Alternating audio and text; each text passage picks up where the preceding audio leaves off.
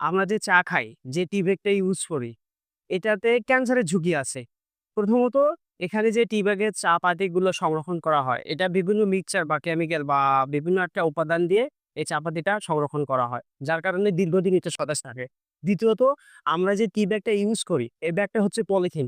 এই পলিথিনটা যদি আমরা কোনো চায়ের কাতর গরম পানিতে প্রবেশ করাই, তো এখানে ওই পলিথিনটা তখন নরম হয়। যার কারণে সেখান থেকে প্লাস্টিক পদার্থ পানিতে গলিত হয়।